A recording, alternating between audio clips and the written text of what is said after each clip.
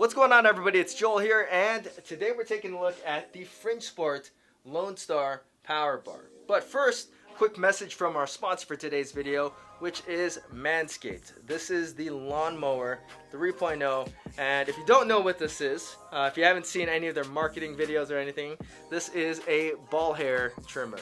In the past, I've used other brands, and I have not yet met a brand that hasn't claimed a piece of my foreskin. Manscaped actually has not yet, even though I've only used it one time. It's got the skin safe technology, which features a ceramic blade, so you should be worry free when using the Lawnmower 3.0. It also comes with a charging stand, so it looks all nice there so people can admire your ball shaver. And then it also has a nice little light so you can make sure you know where you're going when you're shaving your balls.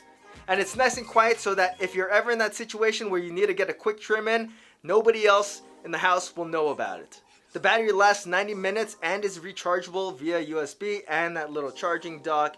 You can save 20% off your Lawnmower 3.0 with free shipping using the code AMRAP at manscaped.com. Once again, 20% off free shipping using the code AMRAP at manscaped.com. Make sure you keep your balls nice and tidy, and the Manscaped Lawnmower 3.0 is probably the best way that I have found to do that. But anyways, back to the topic at hand, which is the Lone Star Power Bar from Fringe Sport. I bought this right when it came out about a year ago with the Cerakote bar, which admittedly I probably used a little bit more than this bar. But really, when it comes down to it, they're pretty much the exact same bar when it comes down to the core of the barbell. They do have some changes as far as like the features go. This one does not come with a Cerakote option.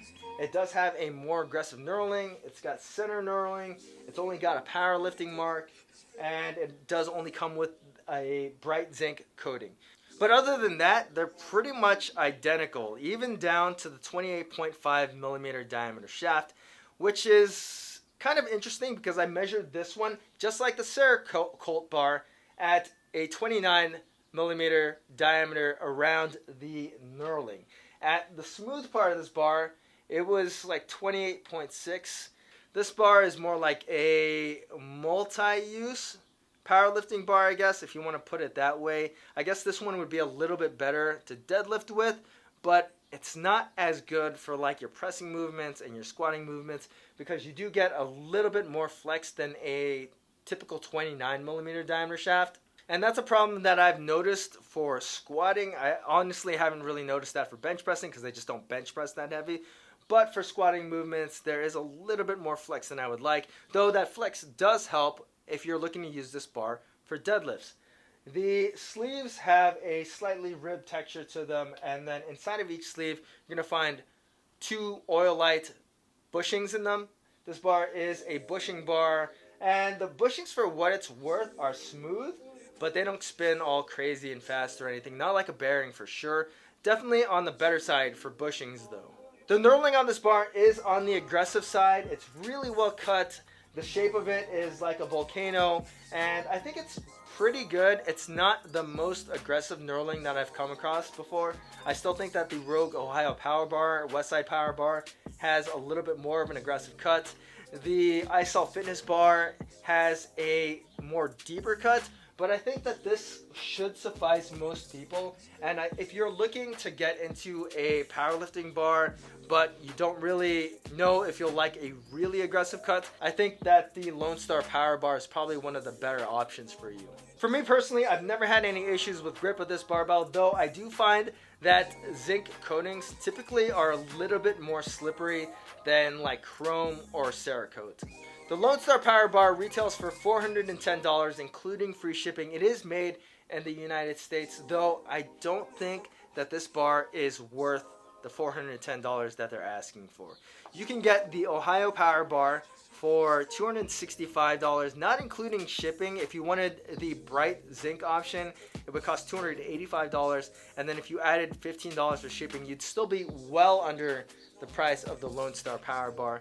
Those bars also have the 29 millimeter diameter shaft, that's true, and they don't flex quite as much when you squat with them.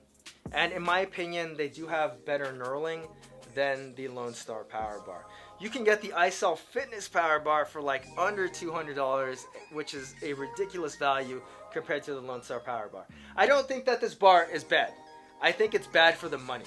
I think you can get a lot more bang for your buck when it comes to power bars than the Lone Star Power Bar.